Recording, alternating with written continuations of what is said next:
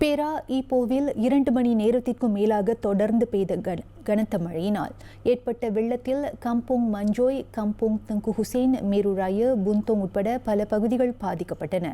பலரின் வீடுகளில் வெள்ள நீர் புகுந்த நிலையில் மாற்றுத்திறனாளிகள், முதியவர்கள் உட்பட பாதிக்கப்பட்டவர்களை மீட்புக் குழுவினர் பாதுகாப்பாக வெளியேற்றினர்.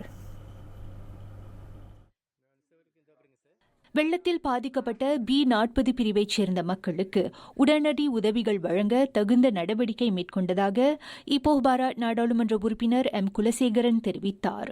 அதோடு பாதிக்கப்பட்ட மக்கள் உதவிகள் கிடைப்பதற்கு போலீஸ் புகார் செய்யும்படியும் அவர் ஆலோசனை கூறினார். ரொம்ப வீடுங்கள்லாம் பாருங்கள் எவ்வளோ அஃபெக்டடாக இருக்குது.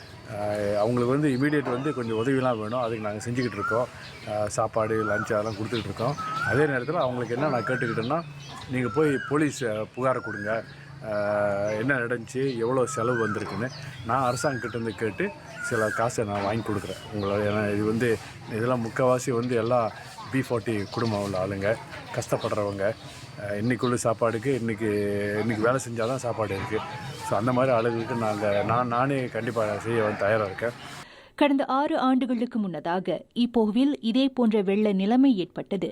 எனினும் இம்முறை பாதிப்பு சற்று கூடுதலாக இருப்பதாக இந்தியர் குடியிருப்பு பகுதியான கம்போங் தைலியில் பல ஆண்டு காலமாக வசித்து வரும் சிவகாமி தெரிவித்தார்.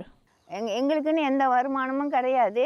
YB எங்களுக்குன்னு ஒரு நிலம் எடுத்து மடானி B40 தைலி கம்பத்துக்காரங்களுக்குன்னு ஒரு இடம் எடுத்து கொல்லை போட்டு கொடுத்தாரு. ஆளுங்களை வச்சு வேலை செஞ்சார். நாங்களும் அதில் வேலை செய்கிறோம். வாரத்தில் ஒரு நாளுன்ட்டு வாரத்தில் 4 நாள் செஞ்சுக்கிட்டு இருந்தோம். அதில் எங்களுக்கு கொஞ்சம் வருமானம் கிடச்சிச்சு. இப்போ அதுவும் போச்சு.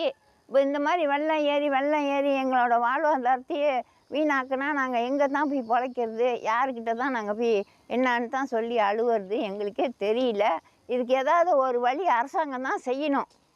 மேலும் தமது மாற்றுத்திறனாளி மகளுடன் வசித்து வரும் மீடா அமீத் தாம் எதிர்நோக்கி வரும் சிக்கலை இவ்வாறு பகிர்ந்து கொண்டார். நான் சாயந்தரம் 7:30 மணிக்கு மழை வெள்ளம் ஏறிட்டு அதையான மற்ற வெள்ளம் வீட்டில் ஒரு ஜாமான்லாம் வீணாக போச்சு. எல்லாம் பாய்க்க முடியாது போச்சு. எல்லாம் தூக்கிட்டு வெளியே போட்டுலாம் அப்படி வெளியே போய் படுத்து கிடந்து தான் காலையில் தான் வந்தேன். நான் எனக்கு 80 வயசு. எனக்கு அரசாங்கம் பார்த்து எப்படியாச்சும் கொஞ்சம் உதவி செய்யுங்க. எனக்கு ரொம்ப கவலையாக இருக்குது. எனக்கு ரொம்ப முடியல. நானே ஆடுறேன். உடம்பு நல்லா இல்லை.